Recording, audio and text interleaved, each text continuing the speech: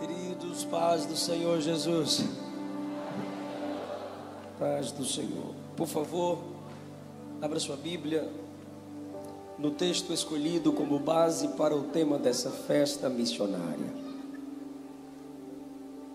Carta de Paulo aos Romanos,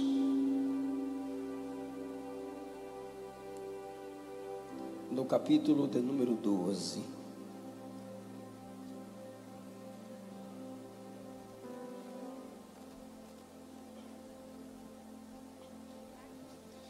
Carta de Paulo aos Romanos, no capítulo 12.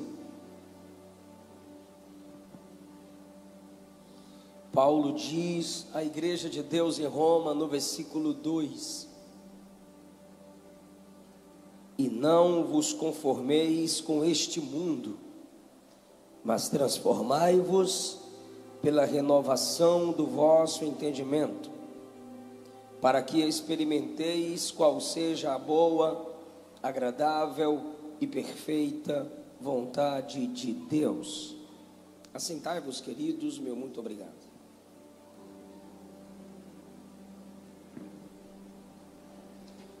Eu quero expressar a minha gratidão ao Senhor pela vida desta igreja, deste congresso missionário, que eu tenho o privilégio de mais uma vez poder estar pregando a palavra, cooperando com esta igreja.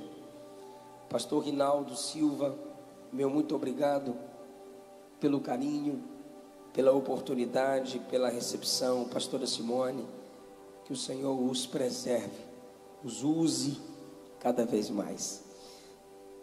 Minha gratidão a Jesus pelos pastores que aqui cooperam junto ao presidente para o desenvolvimento deste ministério. O primeiro vice é o pastor José Ribeiro, o segundo vice é o pastor Clésio, o terceiro vice é o pastor Alex Pires. E também expresso a minha gratidão ao evangelista Fernando Martins. Que o Senhor continue dando graça a esses homens para que, sob a direção do Espírito, continuem cuidando do povo que Deus nos tem confiado. Irmã Leia Mendonça, irmã Leia, é um prazer revê-la, seu esposo, que o Senhor use esse casal cada vez mais. Queridos, depois da pregação, os meus livros estarão à minha esquerda, vocês vão de algum modo identificar. Eu estou com 3 lançamentos. Estou com o livro Deus Fala em Gênesis e Deus Fala em Êxodo. São sermões expositivos, uma abordagem expositiva, capítulo por capítulo, em Gênesis e em Êxodo. É uma coleção que eu estou fazendo, estou escrevendo do Antigo Testamento. E são os últimos livros que lancei. Tema, introdução, esboço, comentário, conclusão, com a aplicação cristocêntrica. Todas as minhas aplicações em Gênesis e Êxodo nesses livros são com a interpretação que o Novo Testamento faz do Antigo Testamento. Essa é a leitura mais fiel das Escrituras Sagradas. Você interpretar o Antigo Testamento pela ótica do Novo Testamento. E eu vou te auxiliar com esse tipo de link, fazer essa ponte entre o Antigo e o Novo Testamento. E você vai começar a desenvolver isso a partir do livro do Gênesis e do livro do Êxodo. E eu também tenho um outro livro. O Êxodo chegou ontem, o Gênesis mês passado. Esse aqui foi o mês retrasado, eu só trouxe lançamento. Para conhecer a Bíblia. É um método desenvolvido para que em 52 semanas você desenvolva uma compreensão livro por livro da Bíblia. Em 52 semanas. Eu te auxilio nesse livro a entender quem escreveu cada livro da Bíblia, onde escreveu, para quem escreveu. A mensagem tem um alvo original, principal e alvos secundários. sabermos o contexto de cada texto é importante para uma fiel interpretação e a aplicação na nossa vida diária. Por exemplo, algumas pessoas pensam que Gênesis 1 é um texto para uma explicação científica, e não é. Gênesis 1 não é para explicar como Deus fez o mundo. Gênesis 1 é para afirmar que foi Deus que fez todas as coisas. Apenas isso. Se eu perguntar a alguns irmãos aqui individualmente, para que José foi levado ao Egito? Muitos dentre nós diriam, para ser governador, mas não foi. Se José não fosse levado ao Egito, a família da qual viria o Salvador do mundo morreria, não seria preservada. José foi enviado ao Egito por causa do nascimento de Jesus. E eu não estou falando de José, esposo de Maria, estou falando de José no Egito, lá em Gênesis 37, 38. Então, a Bíblia, ela tem fundamentos, ela é construída sobre 4 fundamentos: criação, queda, redenção e consumação / glorificação. Se nós entendermos melhor esses 4 fundamentos, também entenderemos a Bíblia de um modo mais completo. E eu tenho me esforçado para ajudar a geração na qual Deus me colocou para fazer parte. Se os irmãos quiserem cooperar com o meu ministério, os meus livros estarão disponíveis, R$50 cada livro, mais de 200 páginas cada livro. Quando Paulo escreve aos Romanos, ele luta com a pecaminosidade do seu tempo. E quando ele diz no capítulo 12, versículo 2, para que a igreja não se conforme com este mundo, algumas traduções dizem com este século. E na linguagem paulina, século é muito mais do que um conjunto de tempo ou um período de 100 anos. Não vos conformeis com este século. Na linguagem paulina, não é um conjunto de tempo, mas é um conjunto de características que determinam uma geração. Toda geração, como já foi dito aqui pelo pastor Rinaldo, por exemplo, geração de pregadores. Se você escutar os seus pastores, os nossos pioneiros, eles vão citar nomes que marcaram a sua geração. Só que esses homens tinham alguns métodos que eram preciosos e serviram para os tempos deles. Nós já estamos diante de uma outra geração e vivemos um novo século. Não é apenas virada de séculos, como eu já disse, um conjunto de tempos, anos, meses, mas são características que determinam os valores, características de uma geração que diferenciam uma da outra. E para esse século no qual vivemos, em que estamos, esse texto, principalmente o versículo 2, parte A, é propício. Não se conforme com as características deste tempo. Eu sei que todas as gerações de pastores tiveram seus desafios. Pastor Rinaldo já enfrenta um outro tipo de desafio. E ele, junto aos obreiros contemporâneos, nós precisamos nos equilibrar entre a história e o futuro, retrovisor e para-brisa. Quem não respeita a história não está preparado a escrever a própria.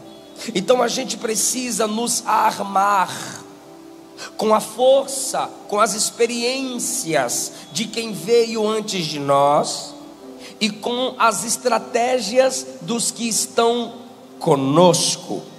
aguardando aquilo que ainda virá diante de nós. Nós estamos num século onde a tecnologia domina. Nós estamos numa era onde se é difícil ser, manter e respeitar e até falar sobre a autoridade. Uma geração que cada um é o que pensa, ou pode ser o que pensa, e não o que de fato é.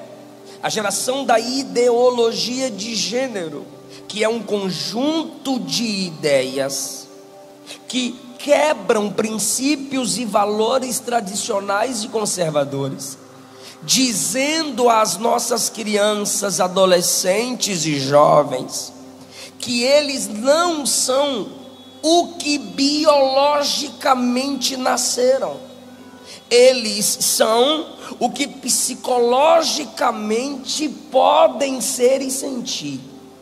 Não é o biológico da criança que determina como ela deverá ser criada. Um exemplo: se os pais tiveram um menino, uma menina, pelo órgão genital, o pai e a mãe sabem o tipo de roupa, o tipo de brinquedo, o pronome de tratamento. Mas na nossa geração não é o biológico que vai determinar a identidade, é o psicológico. É por isso que tem gente que não aceita fazer parte de todos, agora é todes.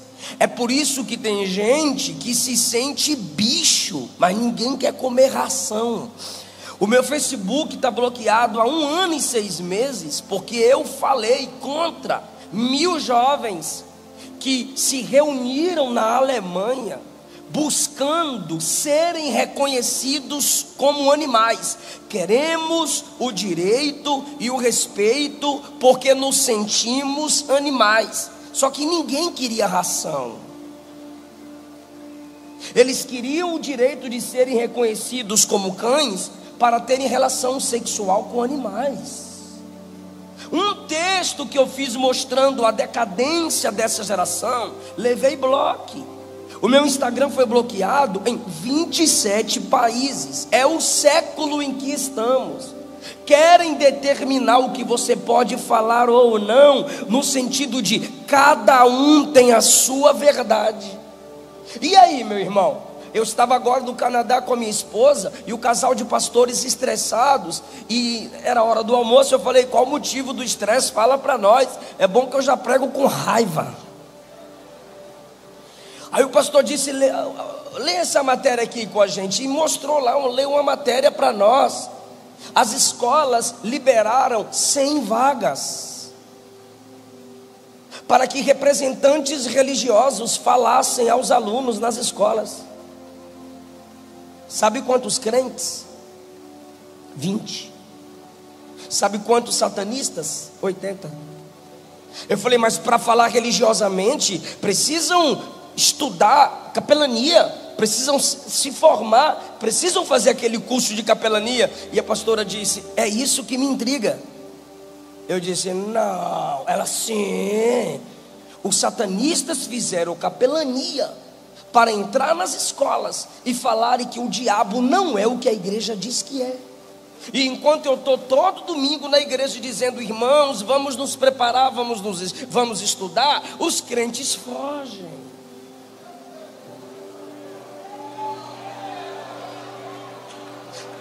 O que é isso? Os crentes conformados com este século, conformados com a sua geração, como se você não tivesse nenhuma responsabilidade. E é para você que eu vou pregar aqui hoje. Você quem? Você que é conformado. E eu quero falar a vocês aqui: 1, 2, 3, 4, 5, 6. 6 desculpas dos crentes conformados. 6 desculpas dos conformados. Desculpa para quê, pastor? Para não evangelizar. para não pregar, para não fazer missões, para não sustentar missionário, para não ajudar a sua igreja a ajudar missionários. Eu apresentei alguns dos desafios do nosso tempo. E existem crentes conformados com esse tempo. E para o conformado não existe desafio. Nada o incomoda, nada o faz chorar, o faz tremer. Tanto faz. E a sua primeira desculpa é: eu não evangelizo, eu não prego, eu não faço a obra, eu não faço missões, porque a salvação é individual. Então, aquele homem perdido, aquela mulher perdida, tem que entender que eu não vou salvar a alma dele, não vou salvar a alma dela, porque a salvação é individual, cada um que tome vergonha na cara. Legal, começando por nós. Por quê? Porque uma grande quantidade de indivíduos que vivem na prática do pecado é um coletivo de pecadores a caminho do inferno. E uma grande quantidade de indivíduos que se arrependeram é um coletivo de gente que foi salva e transformada pela graça. Mas se de fato você foi transformado pela graça, você tem duas obrigações, segundo John Wesley. John Wesley disse: todo cristão deve estar preparado para duas coisas: morrer e pregar. A salvação é individual, sim, assim como você teve o seu encontro individual com Jesus, não foi? Foi, pastor. Só que não foi você sozinha, não foi você sozinho. Alguém foi enviado. A igreja te alcançou de alguma forma. O louvor tocou ao seu coração porque alguém compôs. A canção entrou na sua alma porque alguém cantou. Uma mensagem tocou o seu coração porque alguém pregou. Ninguém consegue por si mesmo, por si mesma, alcançar a salvação em Cristo. Paulo disse aos Efésios no capítulo 2 que todo ser humano sem Cristo é morto em delitos e pecados. E todo morto só tem vida nas narrativas da Bíblia Sagrada, porque alguém vai a ele e estende a mão.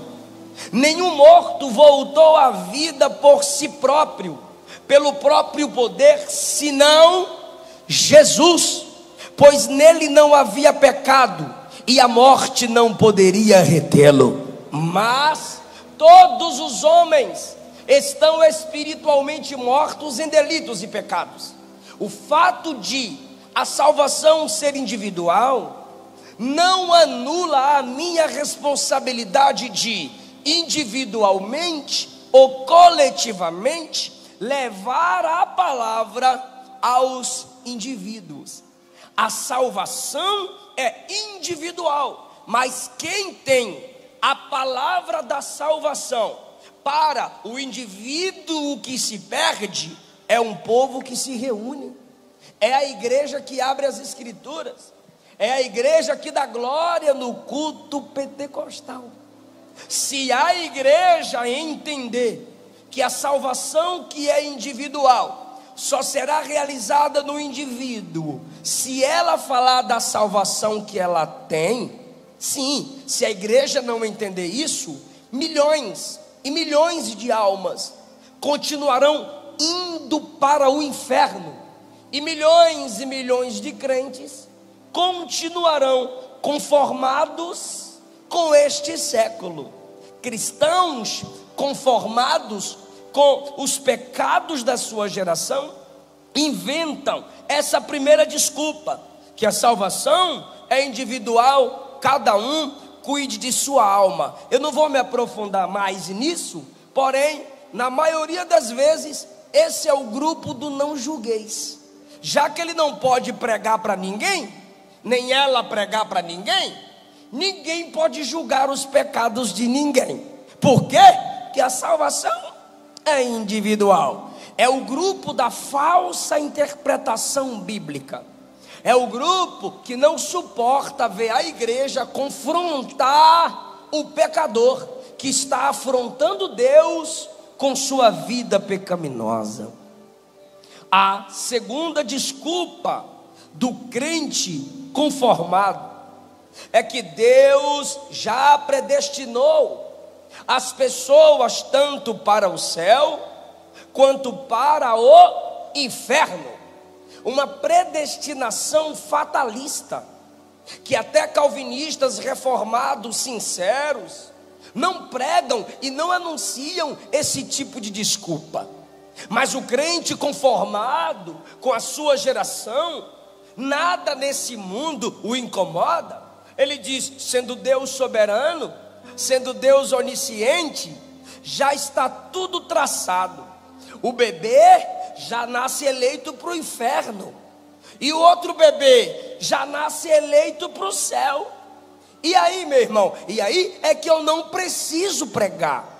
Mateus capítulo 25, no juízo, o julgamento das nações, Jesus fala que o inferno foi preparado para o diabo e seus anjos, não para o ser humano. O ser humano vai para o inferno por rejeitar a mensagem da salvação. Mas ele só pode rejeitar a mensagem da salvação se a gente oferecer a mensagem da salvação. Estevão disse no seu sermão, Atos capítulos 6 e 7, que os homens que o escutavam resistiam ao Espírito Santo. Estevão não disse: vocês já foram eleitos para o inferno. Ele diz: vocês estão resistindo à mensagem que eu vos prego. Hebreus 2, 3 e 4 são advertências para que a igreja escute e para que a igreja pregue tal mensagem. Não resista à voz do Senhor. Se hoje ouvirdes a voz do Senhor teu Deus, não endureçais o vosso coração. A responsabilidade, a soberania divina não anula a responsabilidade humana. Sabemos que o nosso Deus é soberano, mas esse soberano responsabilizou a igreja de pregar para todos, porque Deus amou o mundo de tal maneira que deu o seu Filho unigênito, para que todo aquele que nele crê não pereça, mas tenha a vida eterna. Eu estou falando de João 3,16, mas quando você chega em João capítulo 11, a Bíblia diz que o texto diz assim: Jesus amava Marta, Maria e seu irmão Lázaro. Olha a diferença. O João 3,16 é uma mensagem universal. Deus amou o mundo, Deus amou os seres humanos, Deus demonstrou amor por todas as pessoas, oferecendo o seu Filho para morrer por nós, pecadores. Mas João 11 tira o amor de um modo geral e generalizado e faz Marta sentir o amor, faz Maria sentir o amor, faz Lázaro sentir o amor. Então, se a gente simplesmente isola João 3,16, Deus amou o mundo de tal maneira, amém, E a gente não vai ao pecador dizer-lhe que o amor de Cristo por ele é o preço de sangue. Esse homem não sentirá, essa mulher não sentirá esse amor ser aplicado na sua alma, na sua mente, no seu coração. Vocês que estão me escutando aqui nesse congresso são os responsáveis. Nós que estamos aqui nessa festa somos os responsáveis em fazer o homem estar diante desse amor, não generalizado. Deus amou a todos, mas a prova do amor de Deus por você é a igreja reunida, é o pregador pregando, é a equipe de louvor, a cantora, o cantor, cantando que Jesus é bom, salva, cura, liberta e transforma. É uma ligação, é uma mensagem no WhatsApp, é um pedido de perdão, ou um confronto de uma vida pecadora. Isso faz aquele ser humano, aquela pessoa, aquela mulher saber que o amor de João 3,16 pode descer da mente para o coração, e aquela pessoa sentir-se amada pelo Deus que ordena a igreja a evangelizar. A primeira desculpa é que a salvação é individual. A segunda desculpa é: Deus já predestinou pessoas para o céu e para o inferno, então para que pregar se já foram predestinadas? A terceira desculpa, meu Deus, e essa me estressa, é: eu não tenho dom, eu não prego porque eu não tenho dom, eu não evangelizo porque eu não tenho dom. É, bebê, tu não evangeliza porque não tem o dom de pregar? É, pastor, eu não tenho dom de pregar. Então me dá um versículo na Bíblia me provando que pregar é dom. Só um.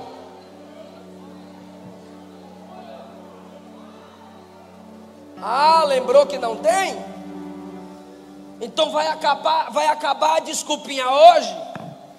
Mestre é dom, evangelista é dom, pastor é dom, profeta é dom, apóstolo é dom. Pregar não é dom, pregar é ordem. Ide por todo mundo e pregai o evangelho.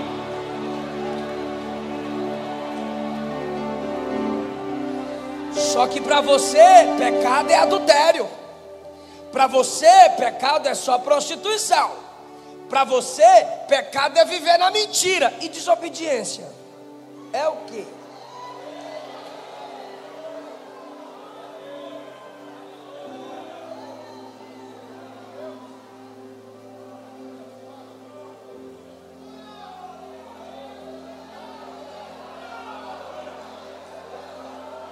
Uma ordem nos foi dada. E deixa eu te falar um negócio: não tenha medo de obedecer, porque Ele nunca te dará uma ordem sem te capacitar a obedecer essa ordem. Ele sabe que em si mesma você não é capaz. Ele sabe que em si mesmo você não é capaz. Ele te ordena do modo que Ele ordenou a Moisés: vai, pois eu falarei na sua boca. Vai, pois eu sou contigo. Ele ordenou a Gideão: varão valoroso, o Senhor é contigo. Ele ordenou a Jeremias: eu falarei na tua boca. Abre a boca e recebe da minha palavra. Ele falou a Ezequiel. Ezequiel caiu, ficou tremendo de medo, e veio a ordem no 2, Ezequiel 2: filho do homem, põe-te em pé, eu falarei contigo. Ah, eu não consigo. Entrou em mim o Espírito do Senhor e me colocou de pé. Ah, irmão, Ele disse em Mateus 28: ide por todas as nações, batizando, ensinando, fazendo discípulos, em nome do Pai, do Filho e do Espírito Santo. E eu estarei convosco todos os dias. É ordem. E se a gente não obedece uma ordem, nós estamos cometendo o pecado da desobediência. Essa é a terceira desculpa. A primeira, a salvação é individual. A segunda, Deus já predestinou. Para que eu vou pregar? Deus é soberano. A terceira, não tenho dom. Eita, meu Deus. A quarta, essa é bonitinha. É muito bonitinha. A quarta desculpa, e é filosófica. Eu vou coçar a orelha de alguns teólogos agora, porque teólogos estudam pensadores. Olha que legal, olha que bonitinho. E é a desculpa da maioria dos crentes, mesmo que eles não falem essa frase, mas eles vivem sob ela. Quer ver? Pregue de tal forma que, se necessário for, use palavras.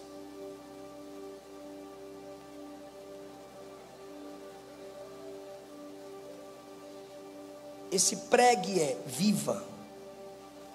Esse pregue de tal forma é seja bonitinho. Esse pregue de tal forma é se comporte bonitinho. Se você se comportar bem, talvez vai ser necessário falar.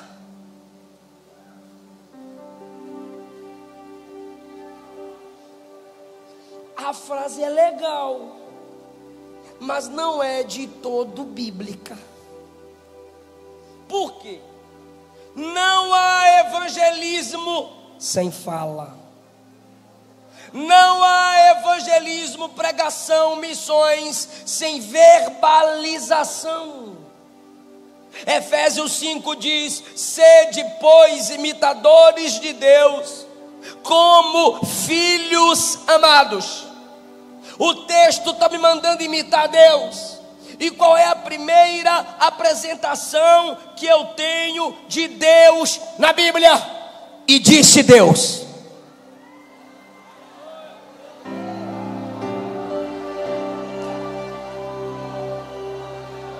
E falou Deus. E falou para quê? Para uma terra formada, cheia, iluminada? Não! Sem forma, vazia e em trevas. E mesmo assim bradou Deus, falou Deus, haja. Ele foi falando e as trevas se transformaram em luz. Ele foi falando e o que não tinha forma assumiu forma. Eu sei que você foi bem criada, eu sei que você foi bem criado, eu sei que você gosta de Danone, eu sei que você é bonitinho. Olha o terninho, não xinga, não bebe, não fuma. Dessa mesma qualidade tem os hereges mormons.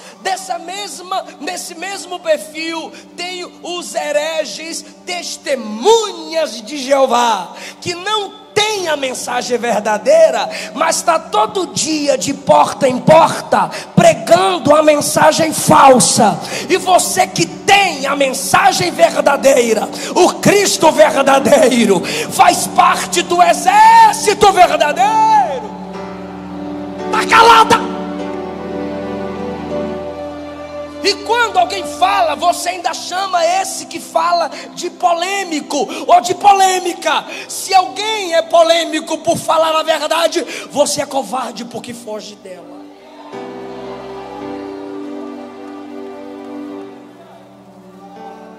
O Salmo 105 diz que antes que Abraão, Isaque, Jacó e José... Bora lá? Salmo 105 diz que antes que Nossa, que empolgação. O Salmo 105 diz que antes que Abraão, Isaac e José, antes que eles chegassem em qualquer lugar, Deus ia na frente, aterrorizando as nações, dizendo: não toqueis nos meus ungidos, nem maltrateis os meus profetas. Não toqueis nos meus ungidos, nem maltrateis os meus profetas. Aí eu pergunto, quem são os profetas no Salmo 105?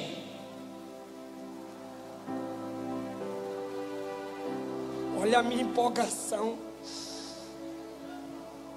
A Bíblia diz que antes que Abraão, Isaac, Jacó, José chegassem em qualquer lugar, Deus ia na frente, aterrorizando as nações e dizendo: não toqueis nos meus ungidos, nem maltrateis os meus profetas. Quem são os profetas do Salmo 105?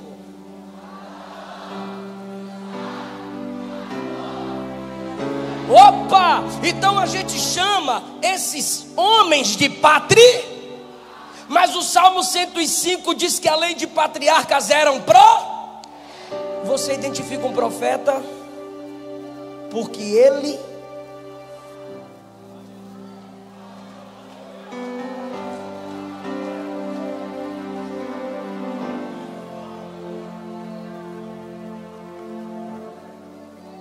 O que é um profeta? Aquele que empresta a boca para Deus. Ah, pastor, mas assim, eu não tenho título de profeta. Quem é pentecostal aqui? No dia de Pentecostes estava todo mundo do lado de fora. Todo mundo não, tinha um grupo do lado de fora zombando da igreja que estava falando línguas. Pedrão se levantou e disse: como é que é? Criticando a igreja? Pedrão, tu vai deixar criticar a igreja? Pedrão disse: vou não. Pedrão ficou de pé. Vocês estão rindo de quem? KKKKK de vocês. Pedro disse: por quê? Porque parecem embriagados. Eles não estão embriagados. O que está acontecendo aqui é o cumprimento da profecia de Joel. E acontecerá que nos últimos dias derramarei do meu espírito sobre toda a carne.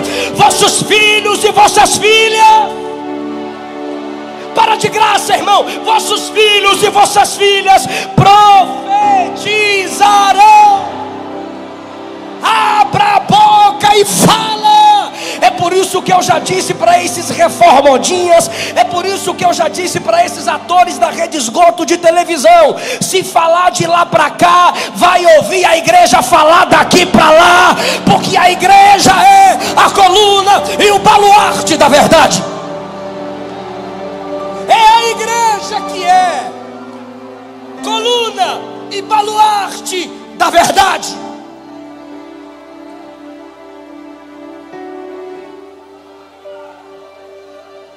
Aí eu chego lá no seu Instagram,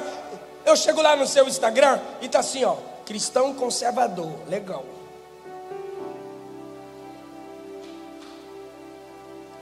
Aí você gosta dos deputados de direita, e você até posta os vídeos deles debatendo. Legal. Mas quando eu vou olhar você na fotinha, você tá assim, ó. Vira macho, velho.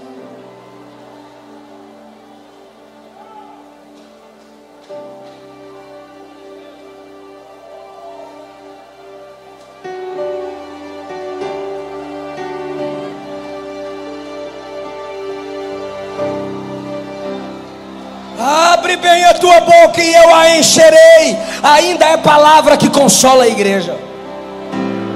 O texto está falando de providência, mas Deus também providencia capacidade, ousadia para quem se ergue para abrir a boca e falar. Ah, pastor, mas foi por falar, pregar, que João perdeu a cabeça, mas não perdeu a coroa, não perdeu a dignidade. Paulo disse a Timóteo: fala em tempo e fora de tempo, fala a palavra. Não, suas ideias tu deixa pra lá. Agora a palavra fala. Com sabedoria, peça, Ele dá, mas fale. Não precisa falar, é só viver bonitinho. É crente bebê que pensa que igreja é berçário, mas Jesus não é babá. E ser-me-eis testemunhas. Ser-me-eis testemunhas. O que é uma testemunha? Aquele que fala do que sabe, que fala a verdade. E em Atos 1, testemunha é Marte. A verdade que prego é tão verdade que eu morro, mas não nego.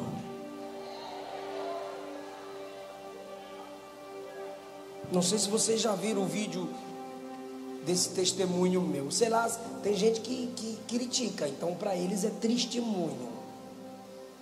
A equipe que cuida do meu Instagram sempre se reúne para falar sobre o desenvolvimento do trabalho deles. Aí na última vez, e eu não sei o que foi que aconteceu, que depois disso nunca mais reuniram.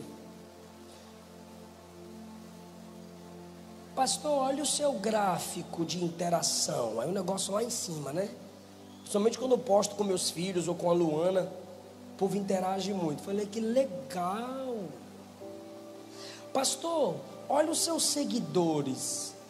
Falei, 2.800.000. Rapaz, isso é bom, hein? O senhor acha bom? Falei, sim. Aí ficou me comparando com os influencers, coach e tal. Ele tem 5 milhões. Ela tem 7 milhões. E o senhor com 2.800.000.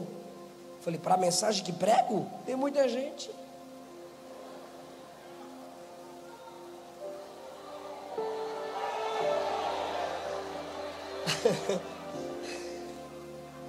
A equipe bastante educada. Mas pastor, o que eu estou mostrando é a saúde das suas redes sociais. Aí eu ironizei e falei, tá dói? Por esses termos, pastor, sim, seu Instagram está doente. Porque você ganha 1.000 a 2.000 seguidores, às vezes diários, às vezes semanais, mas você perde 5 a 7 mil. Já era para estar maior. Aí eu falei, qual é a solução para a gente estar maior? Eu já sabia, irmão. Aí eu falei, qual é a solução para a gente estar maior? Maneira.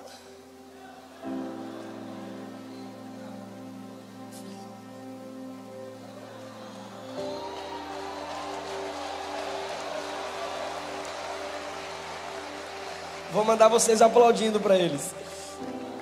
Vou cortar na live depois.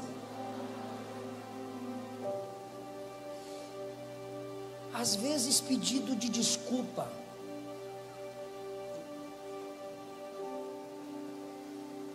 Para que pedir desculpa se eu vou falar de novo?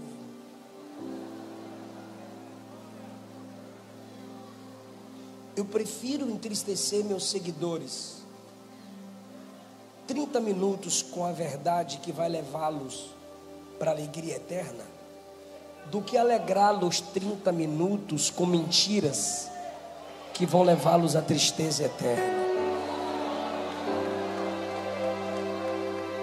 Igreja foi colocada na terra para falar. Nós somos testemunhas.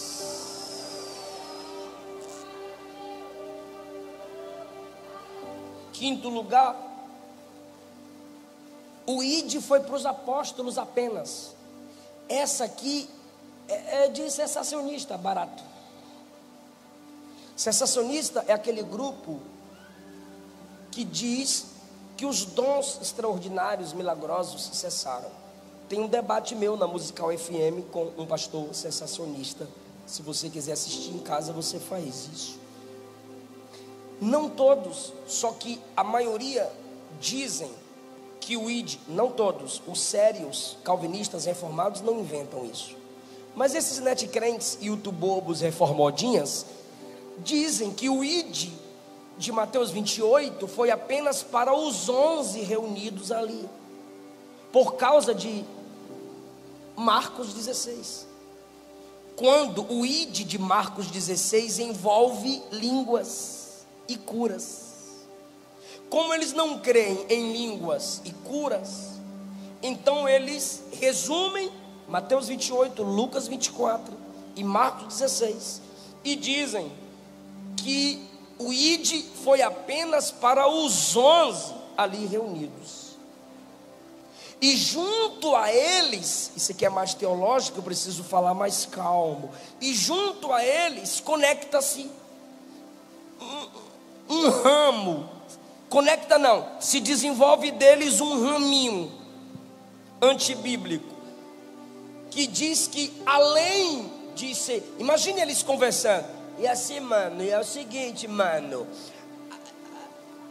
assim, mano, além de ser para os 11, velho, tipo assim, foi para os 11 individualmente falando.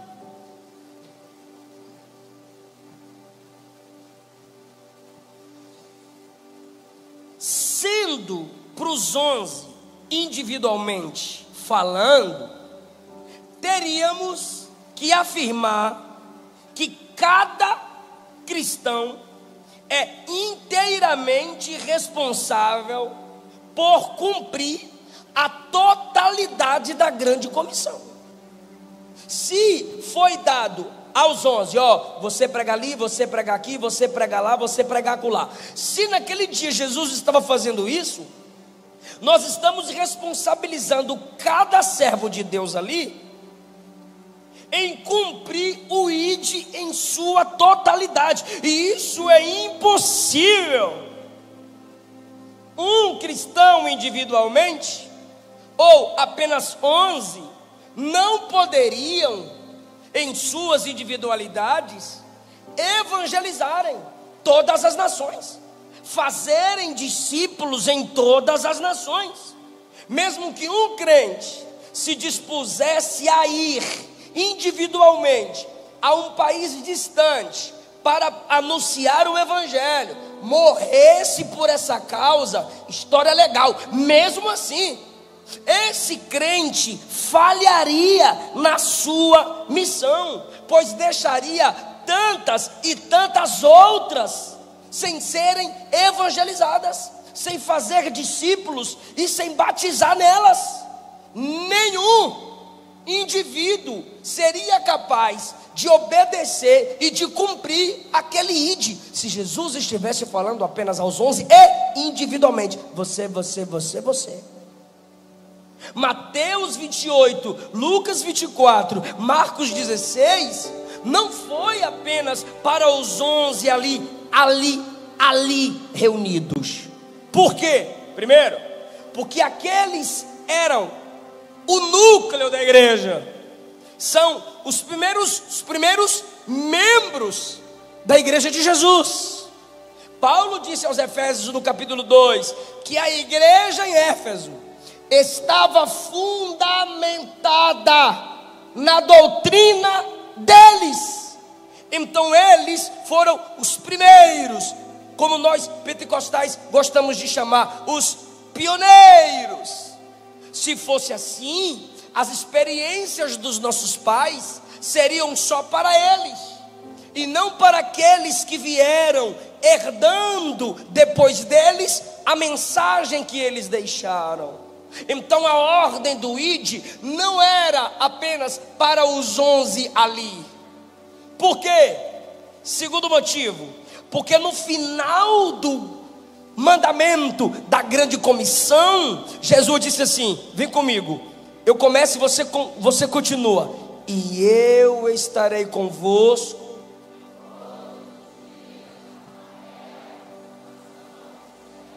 Não tem um apóstolo vivo até hoje. Imagine até a consumação do século com a presença, para ter a presença de Jesus.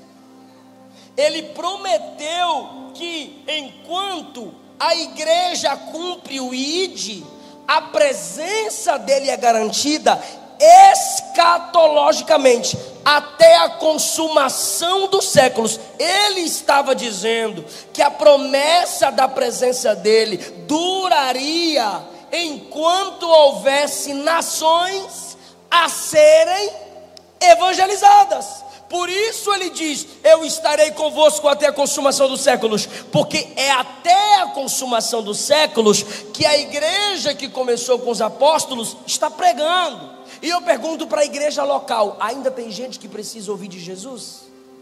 Sim ou não? Então a ordem não poderia ser para eles apenas. A ordem passou por eles, chegou a nós, e assim fomos e somos responsabilizados e privilegiados, porque a presença foi prometida até o fim dos séculos.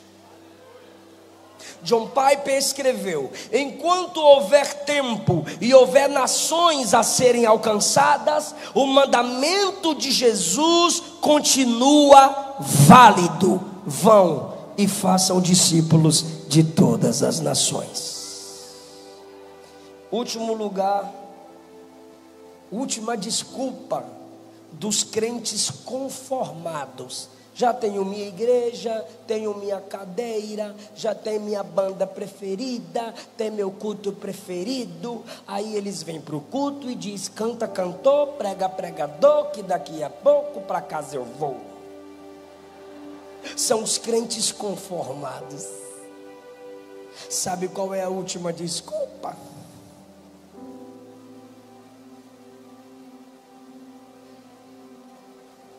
Vou descer mais não que eu sumo. Deus sempre tem os seus 7.000 se eu não for. Vai apanhar. O pastor está dizendo: bora irmã, bora irmão, bora igreja. Aí você: levanta Jesus, alguém.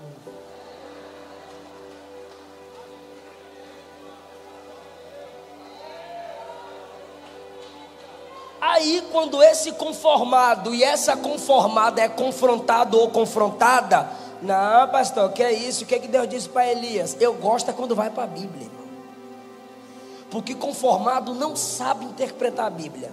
O que foi que Deus disse para Elias? Eu tenho 7.000. É verdade, conformado.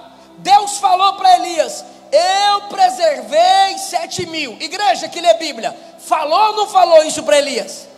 Falou. Deus disse que tinha mais quanto? Está preparado para dar um glória, igreja? Então vem comigo. Deus falou para Elias que tinha mais quantos? Mas mesmo assim foi atrás de Elias na caverna.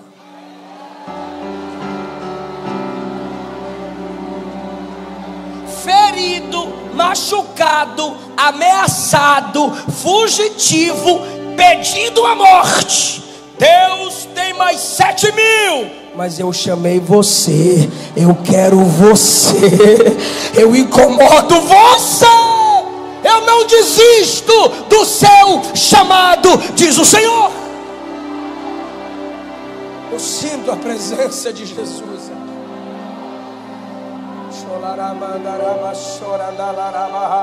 Ainda que você tenha desistido do teu ministério, o ministério não desistiu de você. E eu te provo: no dia que você quiser um abraço, nesse dia você vai ter que abraçar alguém. No dia que você quiser ouvir uma palavra de consolo, vai ser nesse dia que Deus vai te usar para consolar alguém. Sabe por quê? Você não tem dom para si mesma. Você não tem dom para si mesmo.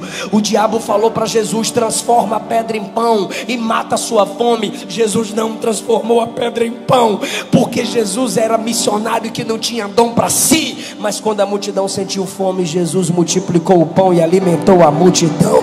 Porque que você não tem dom para você mesma. Então, em nome de Jesus, assuma a sua chamada. Fica tranquila, fica tranquilo. Do mesmo jeito que Deus te levantou e te usou para a vida de alguém, Ele vai levantar alguém para abençoar você. Porque quando Elias sai da caverna, Deus diz: tem Eliseu para andar com você.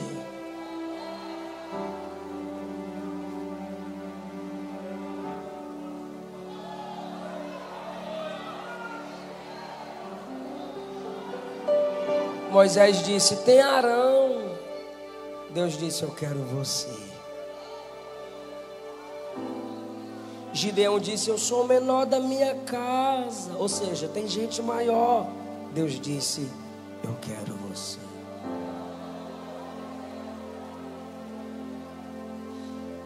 Jeremias disse: Deus, o Senhor me enganou, o Senhor me iludiu. Eu quero parar, não prego mais, não profetizo mais, não ajudo mais, não estendo mais a mão.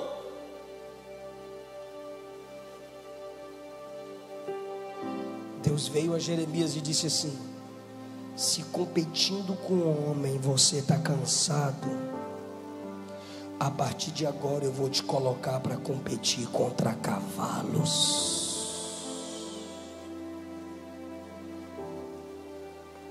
Moisés disse: Senhor, eu não parei esse povo,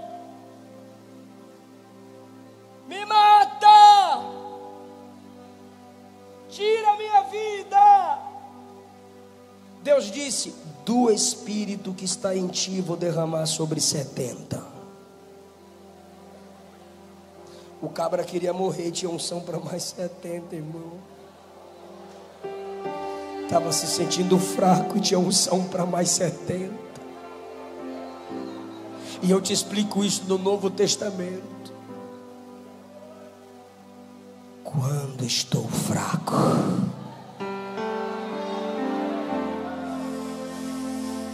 aleluia. Paulo disse para que eu não me gloriasse pelas excelências das revelações. Foi-me colocado um espinho na carne, a saber, um mensageiro de Satanás para me humilhar, para me esbofetear. E ele diz: 3 vezes orei e disse: Deus, afasta isso de mim, isso me humilha, isso me põe para baixo. E Deus me disse: a minha graça te basta, e o meu poder se aperfeiçoa na fraqueza. O mesmo Paulo se levanta e diz: portanto eu, a partir de agora, me alegrarei nas fraquezas, nas tribulações, nas perseguições, para que o poder de Cristo habite em mim, pois eu entendi, quando estou fraco, é aí que eu sou forte. Mas quando ele disse que estava fraco, ele estava orando. É a primeira vez em todo o meu sermão que eu vou pedir isso para você. Segure na mão de uma pessoa. Diga: um crente fraco de joelhos é mais forte do que 1000 demônios de pé.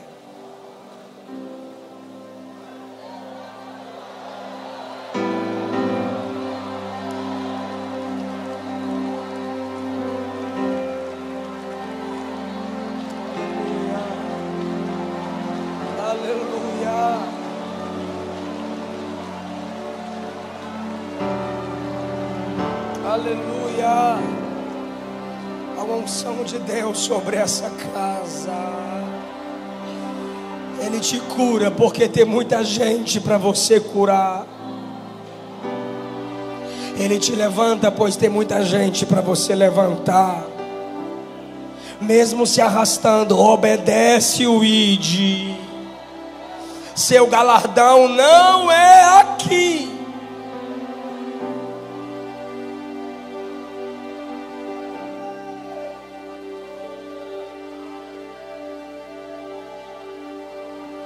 Vou seguir,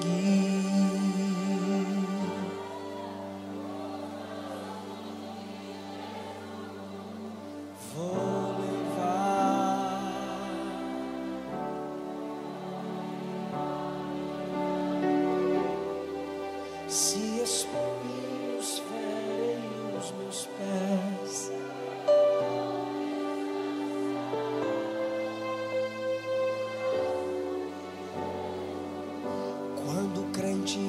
firme nos pés do Senhor.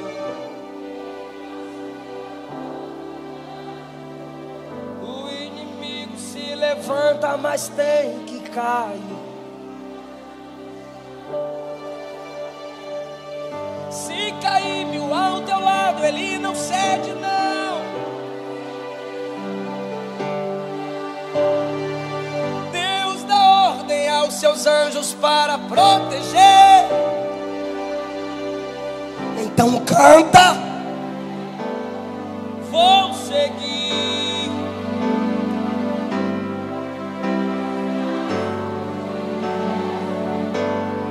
Vou amar. Fica em pé.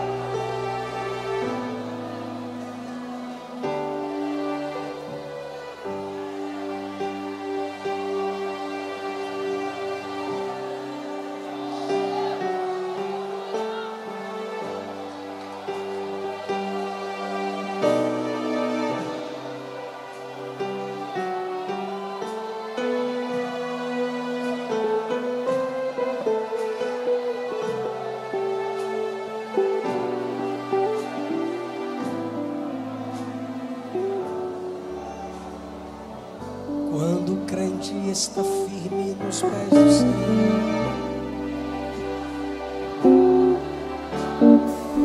o inimigo se levanta, mas tem que cair.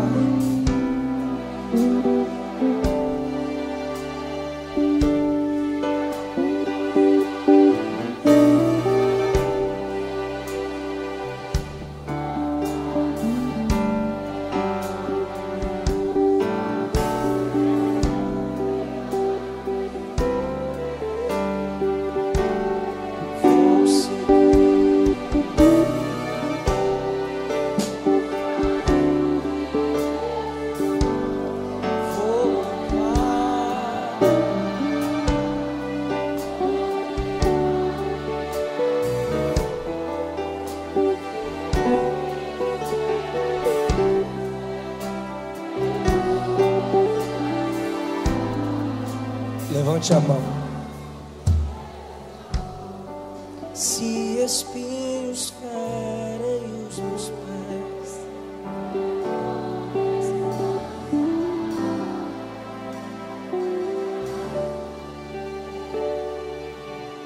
glorifique a Jesus.